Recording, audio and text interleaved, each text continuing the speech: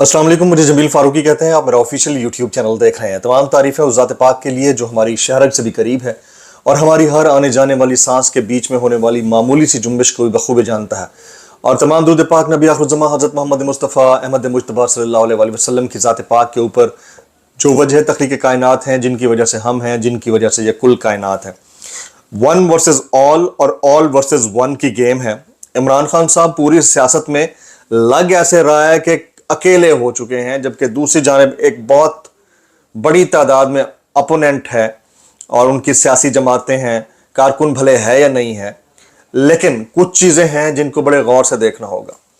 भुट्टो की ख़ानदान पे सियासत करने वाला उनका नवासा तीन बड़ी शख्सियात की कुर्बानी दे चुका है। पहला शख्स थे एतजाज़ अहसन साहब, बड़े सीनियर पाकिस्तान के कानूनदान, पीपल्स पार्टी के सेनेटर रह चुके हैं, बीबी शहीद के बहुत करीबी दस्ते रास्त थे। उसके बाद उनकी अपनी एक पॉलिटिकल स्टैंडिंग थी आइन के तहफ़्फ़ुज़ के हवाले से।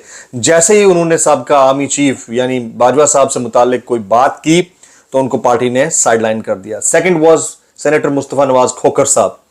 उनके साथ भी ऐसा हुआ जब इंसानी हुकूक की पामालियों के ऊपर उन्होंने आजम स्वाति और शहबाज गिल साहब के हक में बात की, उनको भी बरतरफ कर दिया गया, उनकी सेनेटरशिप तक खत्म कर दी गई, बल्कि इवन उन्होंने वॉलंटरली खुद कहा कि मुझे सेनेटरशिप से हटाया जाए। फिर सरदार लतीफ़ खान खोसा साहब, साबिक गवर्नर पंजाब, पीपल्स पार्टी के बड़े करीबी रुफका में से एक, बिलावल भुट्टो के भी, जरदारी साहब के भी और बेनज़ीर भुट्टो साहिबा की भी। उनको आज पीपल्स लॉयर फोरम के प्रेसिडेंट की हैसियत से वो काम कर रहे थे, वहां से हटा दिया गया, बरतरफ कर दिया गया।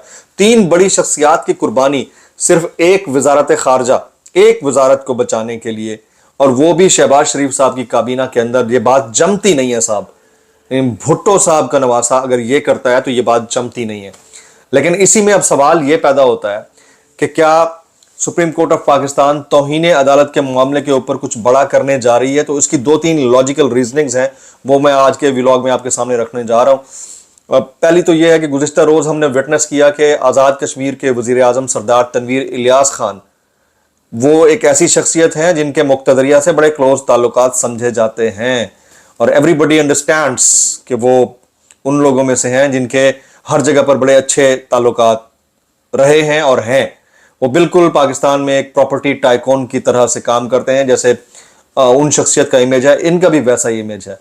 ये क्यों हुआ और कैसे हुआ और अचानक से उनको बरतरफ कर दिया गया, ये सवालिया निशान है। लेकिन इट्स एन इंडिकेशन कि अगर आज़ाद कश्मीर में अदलिया तौहीन अदालत के मामले के ऊपर तारीखी फैसला देकर तारीख में पहली मरतबा किसी वज़ीर आज़म को बरतरफ कर सकती है, तो इधर वफाक के अंदर, पाकिस्तान के अंदर भी ऐसा कुछ हो सकता है।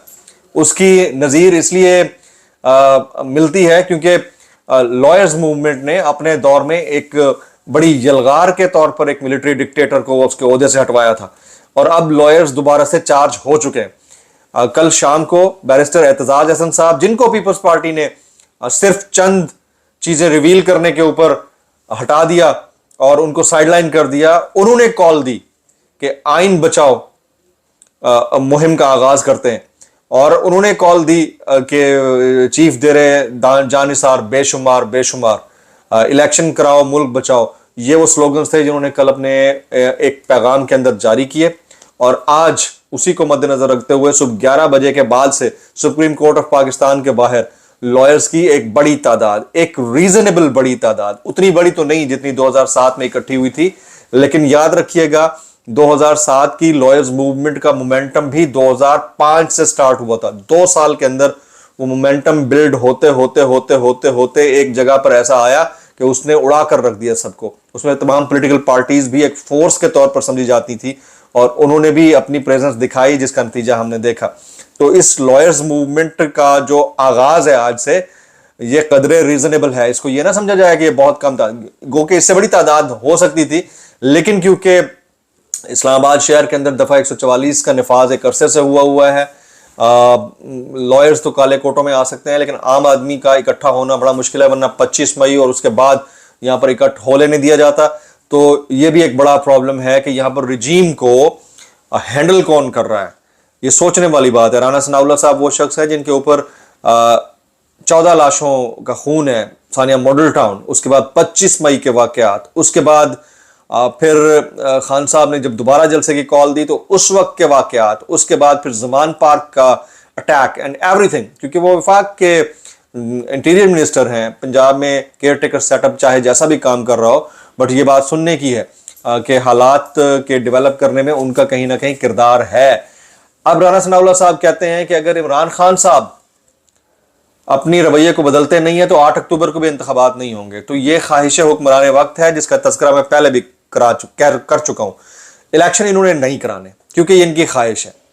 इलेक्शन ना तो 14 मई को होने हैं ना 8 अक्टूबर को होने हैं। ये this is very much on the cards के इलेक्शन जो हैं मेरी नजर में, आप इसे डिसएग्री कर सकते हैं, 2024 या 25 के अंदर हो सकते हैं, उससे पहले नहीं हो सकते। लेकिन कंपेल कॉन्स्टिट्यूशन को रिस्टोर कराने में कौन कर सकता है? वो है सिविल सोसाइटी और आपकी वकला बरादरी। और अगर वकला बरादरी यहां पर स्टैंड ले लेती है और चीफ जस्टिस ऑफ पाकिस्तान आज या कल में कोई बड़ा फैसला दे देते हैं जो कि हाईली एक्सपेक्टेड है, लेकिन मुझे, ये मेरी अंडरस्टैंडिंग है, इससे आप डिसएग्री कर सकते हैं, मुझे ऐसा लगता है कि जो बेंच था, जो 7 से होता होता 5, 5 से होता होता 4, 4 से होता होता 3 की तरफ आ गया, अगर वो 7 ही रहता तो शायद इसका इंपैक्ट कुछ और होता। जो फैसला अब आएगा खासतौर पर इलेक्शन कमीशन पाकिस्तान की रिपोर्ट जमा कराए जाने के बाद, क्योंकि ये 3 रुकनी बेंच का फैसला होगा तो इसके ऊपर एक, हालांकि ये फैसला है, इसको मानना चाहिए सबको, लेकिन हुकूमत के पास एक पॉइंट जरूर आ जाएगा फेस सेविंग का भी और दोबारा से क्रिटिसाइज करने का भी, जो वो कर रहे हैं। तो वो अगर आ जाता है और उसके बाद वो क्रिटिसाइज करते हैं, कॉन्स्टिट्यूशनल एक क्राइसिस डेवलप जो पहले दिन से हुआ है उसमें मजीद शिद्दत से इजाफा होगा। और उस इजाफे के बाद, क्योंकि ये फैशिस्ट रजीम है तो इन्होंने काबू करना है, इन्होंने अपने सरकारी टेलीविजन को, पार्लियामान को जगह जगह पर करारदादें पेश करके अपनी प्रेजेंस शो करनी है, क्योंकि इलेक्शन में जाना इनको सूट नहीं करता। इलेक्शन में तो ये नहीं जाते, लिख के रख लें, लिख के रख लें कि इलेक्शन में नहीं जाते। अब सुप्रीम कोर्ट ऑफ पाकिस्तान ने जब फैसला दे देना है, इंप्लीमेंट हमेशा एडमिनिस्ट्रेटिव कराती होती है।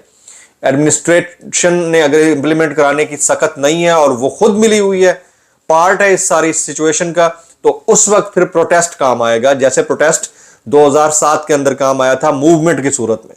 तो इस वक्त अगर ये लॉयर्स मूवमेंट डेवलप हो जाती है तो हुकूमत और उनकी इत्तेहादी जमातें plus lawyers movement and society and PTI ये नेक टू नेक होंगे, हेड ऑन होंगे, और उस सूरत के अंदर कोई सोल्यूशन आ सकता है। अदरवाइज अगर ये मूवमेंट नहीं जनरेट होती, स्टार्ट नहीं होती, तो फिर समझिए ये कुछ नहीं हो सकता। अच्छा, अब सुप्रीम कोर्ट की तरफ से क्या आ सकता है? भाई मैं पहले दिन से कह रहा हूं कि इलेक्शन नहीं होंगे, 14 मई को भी नहीं होंगे, 8 अक्टूबर को भी नहीं होंगे, ये पहले दिन से कह रहा हूं। लेकिन सुप्रीम कोर्ट ऑफ पाकिस्तान की जानिब से तौहीन अदालत के ऊपर इस मुल्क के वजीर आजम, उनकी काबीना, निगरान सेटअप और इलेक्शन कमीशन के खिलाफ फैसला आने के कभी चांसेस हैं। वो आ जाएगा, उसके बावजूद ये लोग मानेंगे नहीं, और जब नहीं मान रहे होंगे तो इंतखाबात की तरफ नहीं जा रहे होंगे, क्योंकि इनका मुद्दा कुछ और है।